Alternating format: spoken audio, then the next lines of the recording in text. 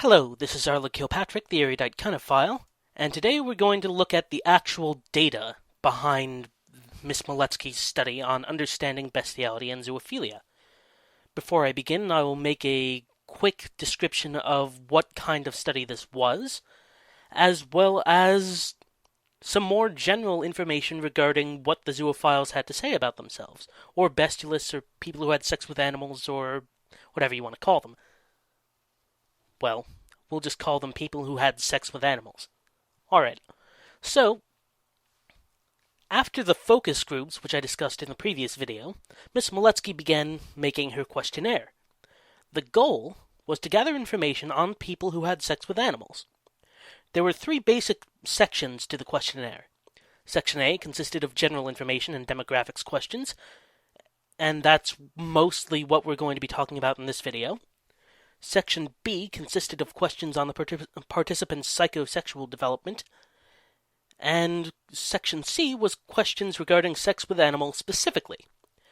The basic research question asked here was, is there a sexual orientation toward animals? And a sexual orientation is defined as having three parts in this particular study: affectional orientation or emotional attraction toward animals, sexual fantasy involving animals, and erotic orientation or sexual attraction to animals. This is what I mean. All three of these are necessary components of a sexual orientation towards animals, just like the corresponding ones would be necessary for heterosexual or homosexual orientations. The methods used here were quite simple. The participants were selected volunteers who had admitted to having sex with animals. Such volunteers made contact with Miss Miletski by telephone or in person to verify their authenticity. Potential participants were then personally mailed a copy of the questionnaire, along with a self-addressed stamp envelope to mail it back, and a consent form explaining the requirements of informed consent of human subjects and the conditions of confidentiality and anonymity under which the study would be completed. This was a double-blind study, in that only Miss Miletski had the addresses of the participants, which were subsequently destroyed, and the questionnaires were sent back with no return address for the most part, so that there was no way to tell from whom each individual response came.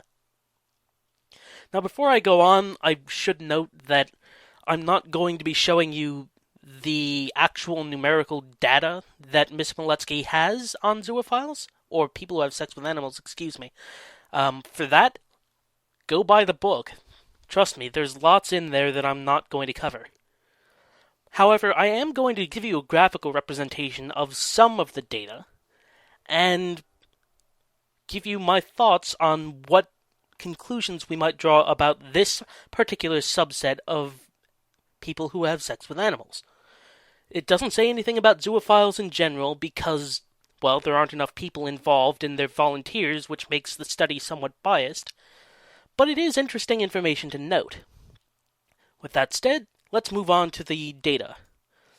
Well, the first thing that we're going to examine is response rates. How many of the potential participants actually sent back questionnaires? And overall, it was most of them. More than half of the participants who were sent questionnaires sent them back, filled out, for the most part. And that's pretty good for a study like this. So, when it comes to how these people found out about the study, most of them found out through the internet, either through an internet posting or through a friend on the internet. There were a couple who found out through personal ads or friends outside the internet or something, but for the most part, the internet was the way that the word of this study got around. Alright, moving on to the ages of the participants, at least as reported by them. They tend to skew younger for the most part. In the 20s, 30s, and 40s, most of the participants were both men and women, although among the men there were people who were significantly older. In terms of racial background, they were mostly white, I've got to be honest. All overwhelmingly so in some cases. So there may be a stereotype there, but that's probably due to the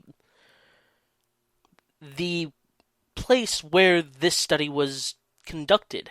I mean, this was an American study.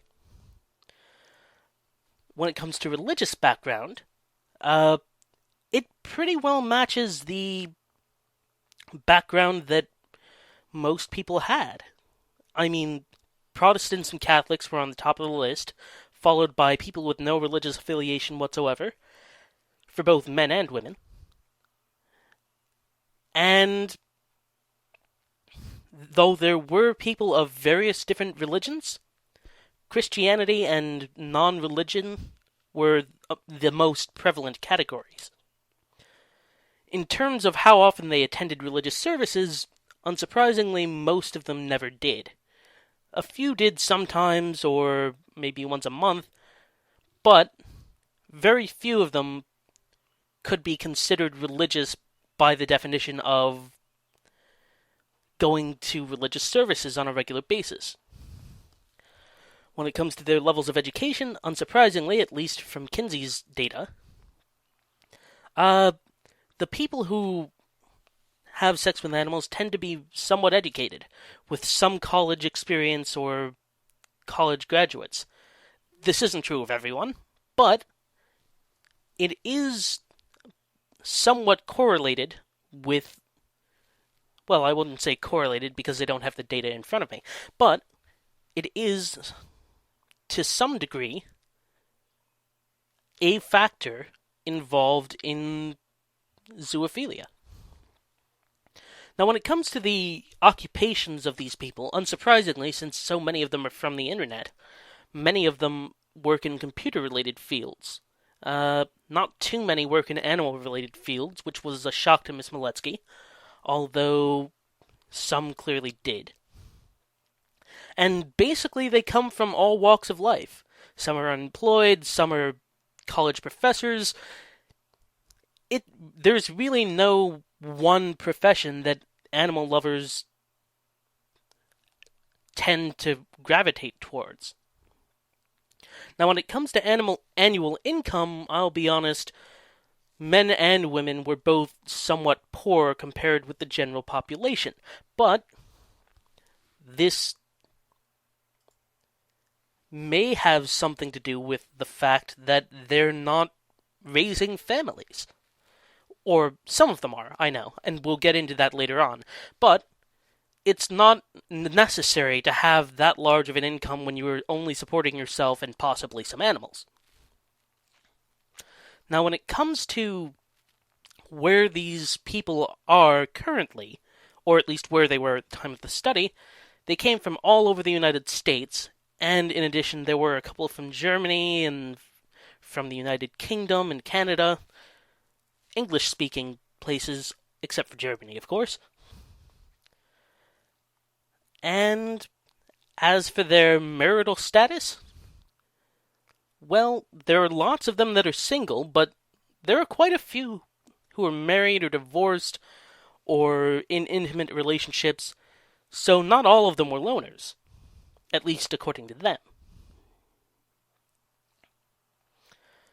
As for the number of children they had, unsurprisingly, most of them didn't have any children at all, but people did have children, some of them, and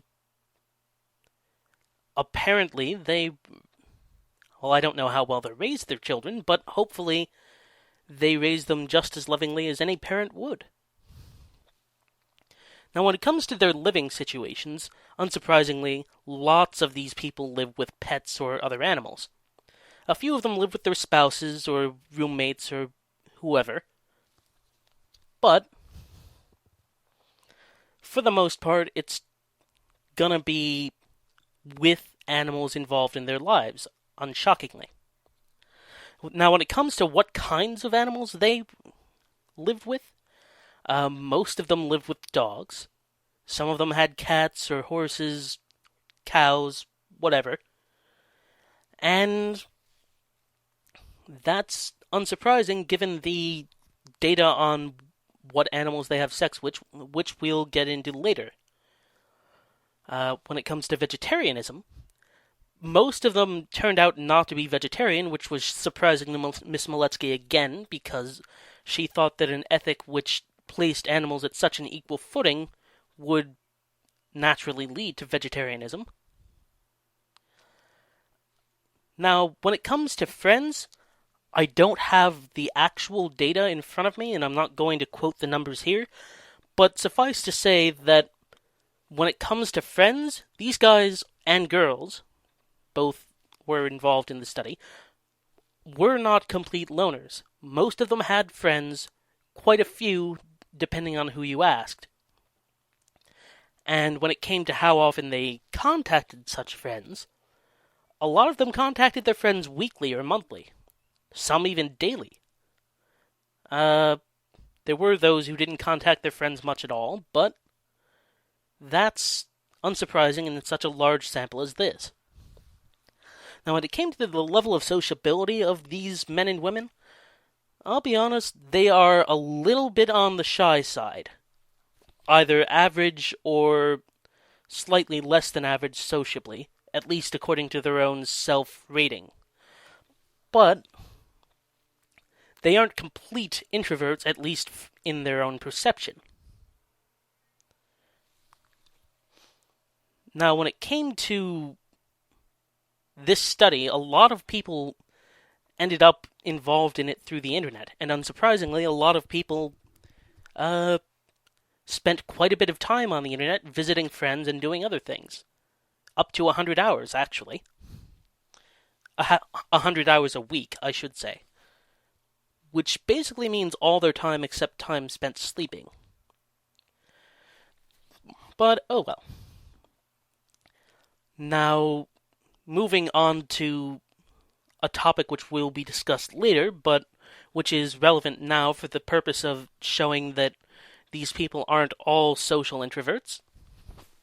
When it came to the reason that these men and women had sex with animals, among others that were involved in the list, a lot of them, I'm going to admit, were to some degree influenced by the fact that they had no human partners available, or they were lonely, or they were shy. But not all of them. In fact, the plurality didn't have these contributing factors, each individual one, at all. The same could be said of women, except that they tended to be more sociable in the sense that these social factors didn't factor into their having sex with animals as much, at least from their own reporting. Also, when it came to the reasons that these people currently have sex with animals, their answers drop dramatically, to the point where most of them would say that it's not true at all, that they have sex with animals now because they're lonely. They have other reasons, which we'll get into later. And the same could be said of women as well. Now, when it came to their physical health, again, physicals weren't actually performed, which would have been nice. But most of them reported having excellent or good physical health, so good for them, I suppose. Although, as I said, this is a survey, so there's no real way of testing the reliability of that. Also, when it came to their level of happiness, a lot of them are very happy or generally satisfied with life. There are a few who are extremely happy, and there are a few depressed people, as among all groups, but for the most part, their happiness tends to mirror the happiness of those around them. Well, that's it for this chapter on general information. Next time, we'll look into some idea of their childhood history to get some idea of what common factors they might have that led them to sex with animals. This is the Erudite Cunophile signing off.